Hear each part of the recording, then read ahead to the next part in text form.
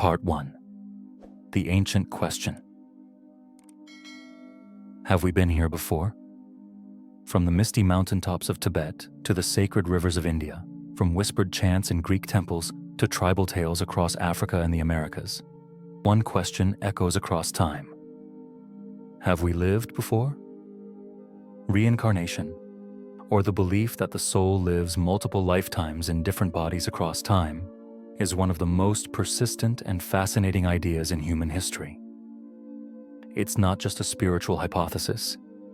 It's a worldview that alters how we see life, death, identity, and purpose. Why do some children recall details of a life they never lived? Why do we sometimes feel intense familiarity with places we've never been or people we've just met? Why are we drawn to eras or cultures we've never studied?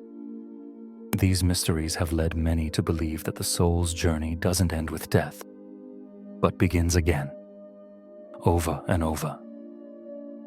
Part 2. The Soul's Journey. A spiritual perspective.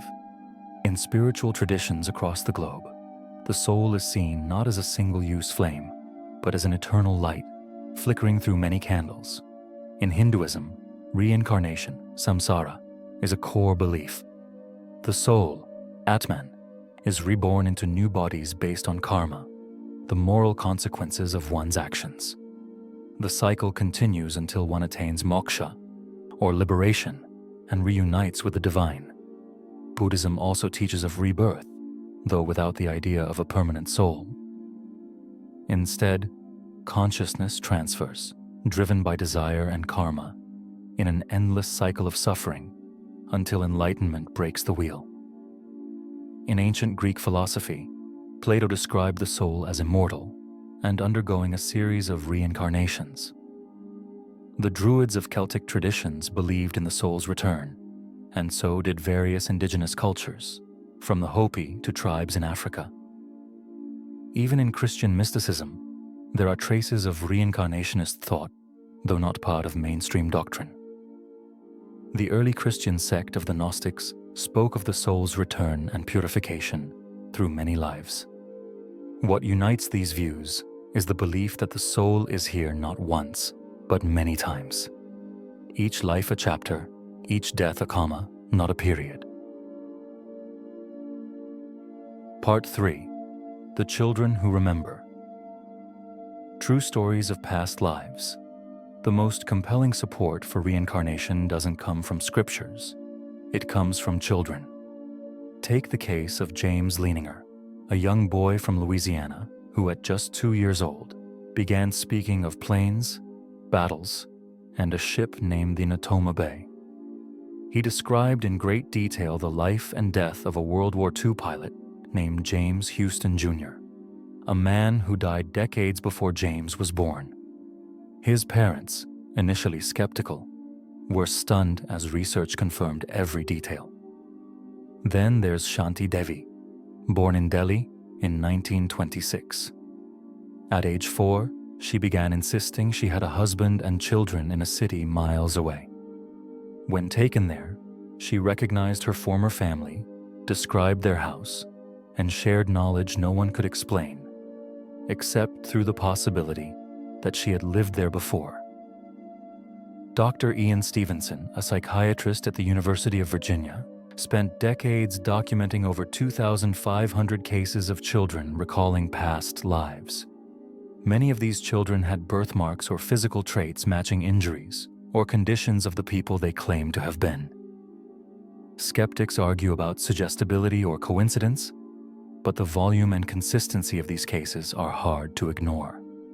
If these children are not making it up, then something profound is at work. Part 4. Déjà vu, soul connections, and unexplainable longings. Reincarnation isn't only suggested by dramatic stories, it whispers in subtler ways. Have you ever visited a city for the first time and known your way around? Felt instant connection or aversion to someone without cause? Had recurring dreams set in a different century or spoke words in a language you've never studied? These experiences are common and often dismissed, but to many spiritual seekers, they're echoes of past lives. Déjà vu, in spiritual thought, is not a glitch in the brain. It's memory without context. Soulmates and karmic ties are often explained as relationships carried over through lifetimes. Some bonds feel ancient, like reuniting rather than meeting for the first time. Phobias, too, have been explored in this context. A fear of water might stem from a death by drowning in a past life. A birthmark might correspond to a wound. And the inexplicable pull towards certain cultures, times, or spiritual paths, some believe it's the soul remembering who it once was. Part 5. Why would souls reincarnate? What is the purpose of returning again and again? Different traditions offer different answers, but most share a common thread: growth. We are here not to suffer endlessly, but to evolve. Each life brings lessons, challenges, and opportunities to expand our compassion, courage, and wisdom. Through love and pain, success and failure, we polish the soul like a stone in a river. Karma isn't punishment, it's cause and effect, a spiritual feedback system. Reincarnation gives the soul infinite chances to heal, to correct, and to grow. From this view, tragedies are not meaningless. They are part of a soul's curriculum. Our enemies may have once been our friends. Our family may have traveled with us for lifetimes. And every encounter, no matter how small, could be a continuation of something very old. Part 6. Western skepticism and the rebirth of the idea. The West, for centuries, has been skeptical of reincarnation, favoring linear life models tied to monotheistic religion and materialist science. But this is changing. With the rise of mindfulness, yoga, meditation, and Eastern philosophy in Western culture, more people are opening to the idea of multiple lives.